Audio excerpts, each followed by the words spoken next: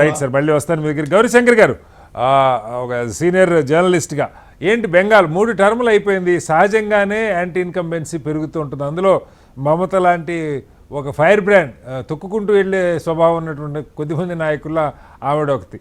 So ప్రజలు ఆమె వెనకాల ఉన్నారనుకోవచ్చా? ర్యాలీలు కూడా ఇప్పుడు కూడా రథయాత్రలు కాకుండా ఆవిడ కాలినడకన ప్రచారం చేస్తుంది. పర్సనాలిటీ, మనిషి చాలా సింపుల్ అంటారు, కానీ వెనక చాలా కఠినమైన ఇది ఉన్నటువంటి మహిళగా చెప్తారు. ఎలా ఉండొచ్చు? పీ మార్క్ వాళ్ళది రిజల్ట్స్ వచ్చాయి. వాళ్ళు 155 to 175 ఇస్తున్నారు బీజేపీకి.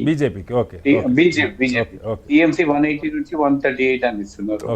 అంటే దీంట్లో ఎగ్జిట్ పోల్స్ అని మనం చెప్పలేము, ఇంకా పొద్దున ఎంత అవుతుంది. కానీ యూనిక్ ఏంటంటే మన ఈ ఎలక్షన్స్ లో భారతదేశంలో ఎక్కడ రాష్ట్రాల్లో ఓటర్ టర్న్అవుట్ చాలా ఎక్కువ ఉంది. మళ్ళీ ఎవరి కొంపలు ముంచుతారో తెలియదు, కానీ విపరీతంగా ఉంది. రూలింగ్ పార్టీ పెడతారా లేకుంటే అపోజిషన్ పార్టీ గెలిపిస్తారా తెలియదు. ఆల్మోస్ట్ 80-90% లో పోయి. ఇప్పుడే కొద్దిసేపటి క్రితమే రజత్ సేతి జాతీయ మీడియాలో మాట్లాడుతున్నారు. ఆయన బీజేపీ స్పోక్స్ పర్సన్ కాకపోయినా ఆయన ఇదే చెప్తున్నారు. పోల్ పర్సంటేజ్ పెరిగింది అంటే అది యాంటీ ఇన్కంబెన్సీ అని మనం అనుకునే రోజులు 90లోనే పోయినాయి. అది ఇప్పుడు హై పోలరైజేషన్ లో ఎనీథింగ్ కెన్ హ్యాపెన్. 4% అంటే వాళ్ళకి చెప్పలేము అది. కానీ ఇట్స్ క్వైట్ అన్యూజువల్.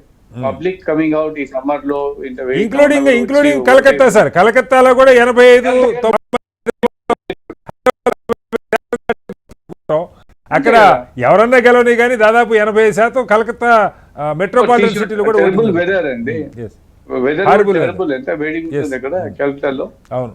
అండ్ అయినా కూడా జనాలు వచ్చి ఓటేస్తారంటే చూడాలి, ఎవరి కొంపల నుంచి కరవ చూడాలి వాళ్ళు చేస్తున్నారు. కానీ but whole West Bengal think చాలా చేంజెస్ వచ్చాయండి వెస్ట్ బెంగాల్.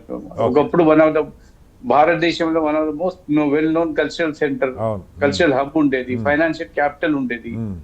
ఆల్మోస్ట్ ఒక డిస్ట్రాయ్ అయిపోయినది. ఆల్మోస్ట్ ఒక కల్చర్ వెళ్ళిపోయినంత. నా ఈ మైగ్రెంట్ ఇష్యూస్ ఉన్నాయి అక్కడ. I had been to Calcutta last year వెళ్ళాను. I was there for almost 1 week నేను చూసాను అక్కడ.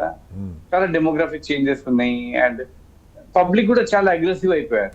నాకు ఆర్ట్ అండ్ కల్చర్ అవన్నీ పక్కన పెట్టేసి అసలు ఇది టోటలీ ఇది. అండ్ మమతా బెనర్జీ గారు అంటే I met her in 1997 election చూసాను. నాకు ఏఐసిసి సెషన్ అయిన ఉండేది మన కల్కత్తాలో. అప్పటి నుంచి చేశాను. I also interviewed her. Very eccentric lady, very simple looking, very simple ఉండేది. కాళీఘాట్ లో ఇల్లు ఆమె కూడా చాలా సింపుల్ ఇల్లు, పెద్ద ఇది ఉండేది. కానీ but very tough nut to crack, very hard and hard working. Generally అక్కడ అడిగాను కూడా అక్కడ బెటర్ మన పాలిటిషియన్స్ దగ్గర బాగా కరప్ట్ ఈ పైసా సంపాదించిన అంటే generally what they say is అక్కడ లేదు. తన పబ్లిక్ మీటింగ్స్ కి ఏమైనా ఉంటే she loss the industrialist and local ఎవరు ఫైనాన్షియల్ సపోర్టర్స్ ఉంటారు. అంతేకాని పర్సనల్ అడ్వర్టైజ్మెంట్ కానీ లేదు. కానీ వాళ్ళ సిస్టర్ పిల్లలకి ఇప్పుడంతా డబ్బులు సంపాదించిన అలిగేషన్స్ వస్తా ఉన్నాయి.